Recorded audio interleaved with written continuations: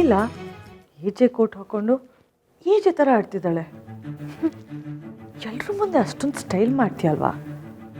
ನೋಡ್ತಾ ಇರು ಇವತ್ತು ನಾನು ನಿನಗೇನು ಮಾಡ್ತೀನಿ ಅಂತ.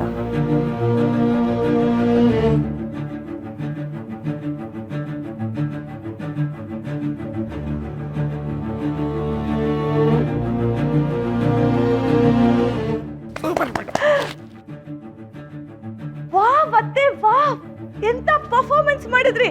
ನಾನಂತೂ ಫುಲ್ ಫಿದಾ. ಹೌದಾ? ಅಪ್ಪಿ ನಿಮ್ಗೇನಾದ್ರೂ ಸಿನಿಮಾದಲ್ಲಿ ಚಾನ್ಸ್ ಸಿಕ್ಬಿಟ್ರೆ ಈಗಿರೋ ಹೀರೋಯಿನ್ಸ್ಗಳೆಲ್ಲ ಮಾರ್ಕೆಟ್ ಕಮ್ಮಿ ಆಗ್ಬಿಡತ್ತೆ. ಅವಾರ್ಡ್ ವಿನಿಂಗ್ ಪರ್ಫಾರ್ಮೆನ್ಸ್ ಮಾಡಿದ್ರಿ. ನಿಜವಾಗ್ಲೂ? ಹ್ಞೂ ಅತ್ತೆ, ಆದ್ರೆ ನಿಮ್ ಕೋ ಆಕ್ಟರೇ ಸರಿ ಇಲ್ಲ, ರಿಯಾಕ್ಷನ್ ಕೊಡಲ್ಲ ಅಂತಾರೆ. ಹೌದಲ್ವಾ? ಏಜೆ ಮುಂದೆ ಹೆದರ್ಕೋತಾರೆ. ನನ್ ಕಂಡ್ರೆ ಭಯನೇ ಇಲ್ಲ ಇವ್ರಿಗೆ. ಎಸ್ ಅತ್ತೆ, ಯು ಆರ್ ರೈಟ್. ಅವ್ರ ಜಾಗದಲ್ಲಿ ನಾನು ಇದ್ದಿದ್ರೆ ಕಾಂಬಿನೇಷನ್ ಇನ್ನು ಸೂಪರ್ ಆಗಿರ್ತಿತ್ತು. ಹಲೋ, ನಮ್ಮ ನಟ ನೋಡಿ ಇಡೀ ಕರ್ನಾಟಕನ ಕ್ಲೀನ್ ಬೋಲ್ಡ್ ಆಗಿದೆ. ಒಬ್ಬ ಉದಯೋನ್ಮುಖ ನಟನ ಬಗ್ಗೆ ಮಾತಾಡ್ಬೇಕಾದ್ರೆ ಸ್ವಲ್ಪ ನೋಡ್ಕೊಂಡು ಮಾತಾಡಿ. ಹೌದಾ? ಈಗ ನಾವ್ ಮಾಡೋ ಆಕ್ಟಿಂಗ್ ನೋಡಿ ನಿಮ್ ಉದ್ಯೋನ್ಮುಖ ಪ್ರತಿಭೆ ಮುಖ ಇಳ್ದೆ ಓಡೋಗುತ್ತೆ. ಅತ್ತೆ ರೆಡಿನಾ? ಹಾ, ಓಕೆ, ರೆಡಿ. ನಾನ್ ಲೀಲಾ, ನೀವ್ ಬೇಜೆ. ಓಕೆ. ಅದೇನ್ ಮಾಡ್ತಿರೋ ನಾನು ಇಲ್ಲೇ ಕೂತ್ಕೊಂಡು ನೋಡ್ತೀನಿ. ಹಾ, ನೋಡೇ ಬಿಡ್ತೀನಿ. 1 2 3 ಆಕ್ಷನ್. ಅಯ್ಯ, ಏನಾಗಿದೆ ನಿಮ್ಗೆ? ಲೂಸ್ ತರ ಪರ್ಫೆಕ್ಷನ್ ಅಂತ ಹೇಳ್ತಿರ್ತೀರಲ್ಲ, ಗಡಿಯಾರ ನಿಂತೋದ್ರೆ ಅದು ಅವ್ರ ತಪ್ಪಾ? ತಪ್ಪು, ದೊಡ್ಡ ತಪ್ಪು. ನಿಂತೋಗಿರೋ ಗಡಿಯಾರದಲ್ಲಿ ಸಮಯ ನೋಡೋದು, ಸತ್ತೋಗಿರೋ ಹೆಣದ ಜೊತೆ ಜೀವನ ಮಾಡೋದು ಎರಡೂ ಒಂದೇ. ನಾವು ಗಡಿಯಾರನ ಶೋಕಿಗೆ ಹಾಕೊಳ್ಳಲ್ಲ, ಅದ್ರ ಜೊತೆ ಸಾಗೋಕೆ. ಗಡಿಯಾರದ ಚಲನೆ ಹಾರ್ಟ್ ಬೀಟ್ ಇದ್ದಾಗೆ. ಟೈಮ್ ಹೇಗೆ ಓಡುತ್ತೋ ನಾವು ಅದೇ ಸ್ಪೀಡಲ್ಲಿ ಓಡಬೇಕು. ಇಲ್ಲಾಂದ್ರೆ ಲೈಫ್ ನಮ್ಮನ್ನ ಅರ್ಧದಲ್ಲೇ ಬಿಟ್ಟು ಮುಂದೆ ಹೋಗ್ತಾ ಇರುತ್ತೆ. ಅಬ್ಬಬ್ಬಬ್ಬಬ್ಬಬ್ಬ, ಕಿವಿ ಕೇಳಿ ಕೇಳಿ ಕೇಳಿ ತೂತ್ ಬಿತ್ತು. ಅಲ್ಲ, ಎಲ್ಲದಕ್ಕೂ ಲೆಕ್ಚರ್ ಕೊಡ್ತಿರಲ್ಲ, ಹೋದ ಜನ್ಮದಲ್ಲಿ ನೀವೇನಾದ್ರೂ ಲೆಕ್ಚರ್ ಆಗಿದ್ರಾ?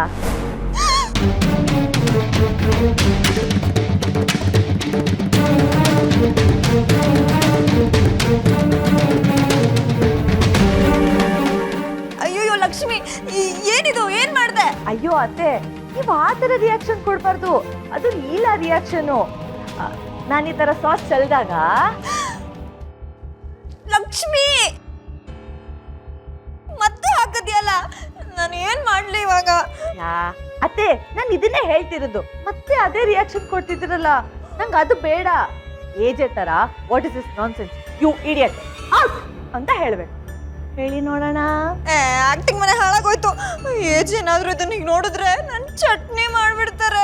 ಅಯ್ಯಯ್ಯೋ, ಸಾರಿ ಅತ್ತೆ, ಗೊತ್ತಾಗ್ಲಿಲ್ಲ. ಅಂತ ಕೆಲಸ ಆಗೋಯ್ತು.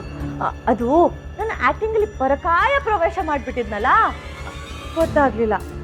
ಸಾರಿ. ಈ ವೇಷ ಏನಾದರೂ ಏಜಿ ಸರ್ ನೋಡ್ಬಿಟ್ರೆ ಪರಕಾಯ ಪ್ರವೇಶ ಅಲ್ಲ, ಫ್ರೀ ಟಿಕೆಟ್ ಕೊಟ್ಟು ಪರಲೋಕಕ್ಕೆ ಪ್ರವೇಶ ಮಾಡಿಸ್ಬಿಡ್ತಾರೆ. ಅಯ್ಯಯ್ಯೋ ಅತ್ತೆ, ನಾನು ಬೇಕು ಅಂತ ಮಾಡಲಿಲ್ಲ.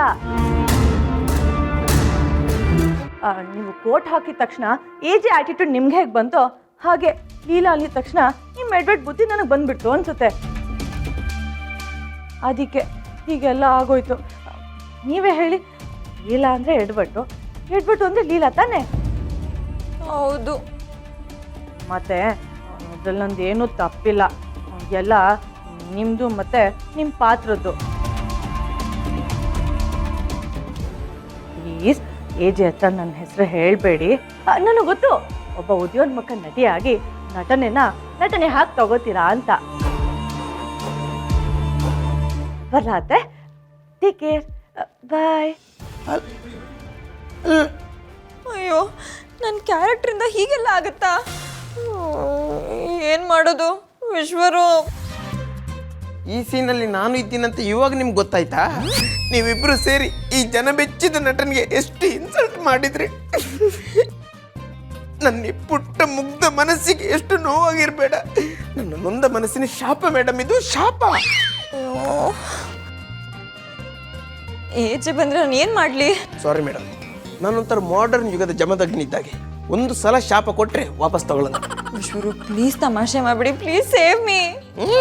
ಇನ್ನು 5 ನಿಮಿಷದಲ್ಲಿ ಏಜಿ ಸರ್ ಬರ್ತಾರೆ. ಆಮೇಲೆ ದೇವರೇ ಬಂದರೂ ನಿಮ್ಮನ್ನು ಕಾಪಾಡೋಕ್ಕಾಗಲ್ಲ ಅಂತ ಹೇಳಕ್ಕೆ ವಿಷಾದಿಸುತ್ತೇನೆ. ಅಯ್ಯೋ ವಿಶ್ವರೂಪ್, ನಿಮ್ಮ ದಮ್ಮಯ್ಯ ಅಂತೀನ ಹಾಗೆ ಮಾಡಬೇಡಿ. ನೀವು ನಂಗೆ ಬ್ರದರ್ ಅಲ್ವಾ? ದೇವ್ರು ಕೊಟ್ಟ ಅಣ್ಣ ಅಲ್ವಾ? ಮೇಡಮ್, ಅಣ್ಣ ಅಂತ ಕರೆದು ನಂಗೆ ಇಲ್ಲಿಗೆ ಟಚ್ ಮಾಡಿಬಿಟ್ರಿ ಮೇಡಮ್. ಇದಕ್ಕೋಸ್ಕರ ಆದರೂ ನಾನು ಏಜಿ ಸರ್ ಬರೋದನ್ನು 5 ನಿಮಿಷ ಅವಾಯ್ಡ್ ಮಾಡ್ತೀನಿ. ಅಷ್ಟರಲ್ಲಿ ಇದೆಲ್ಲ ಕ್ಲೀನ್ ಮಾಡ್ಕೊಳ್ಳಿ, ಓಕೆ? ವಿಶ್ವರೂಪ್ ವಿಶ್ವರೂಪ್, ಅಯ್ಯೋ 5 ನಿಮಿಷದಲ್ಲಿ ಇದೆಲ್ಲ ಹೇಗೆ ಕ್ಲೀನ್ ಮಾಡೋಕ್ಕಾಗತ್ತೆ?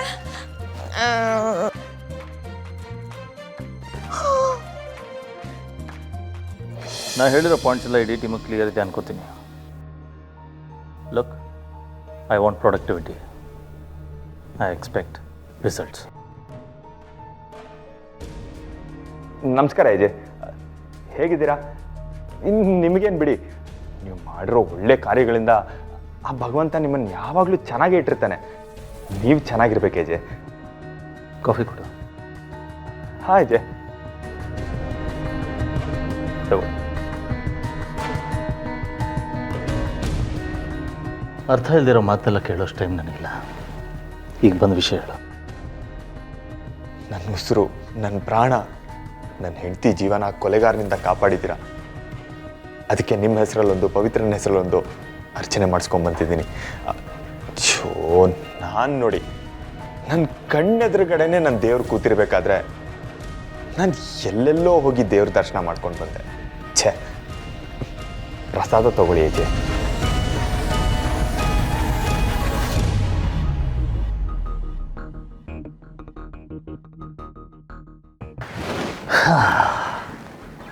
ದೇವ್, ನಿನ್ನ ಈ ಆ್ಯಕ್ಟಿಂಗ್ ಟ್ಯಾಲೆಂಟ್ ಎಲ್ಲ ನನ್ನ ಮುಂದೆ ತೋರಿಸ್ಬೇಡ. ನನಗೊಂಥರ ಇರಿಟೇಟ್ ಆಗುತ್ತೆ. ನಿನಗೊಂದು ಅಡ್ವೈಸ್ ಕೊಡಲಾ? ಆದಷ್ಟು ಬೇಗ ಇಲ್ಲಿಂದ ಹೊರಟೋಗು. ಅದು ನಿನಗೆ ಒಳ್ಳೆಯದು. ಸಾರಿ ಏಜೆ, ನೀವು ಬೈಯೋದಿರಲಿ.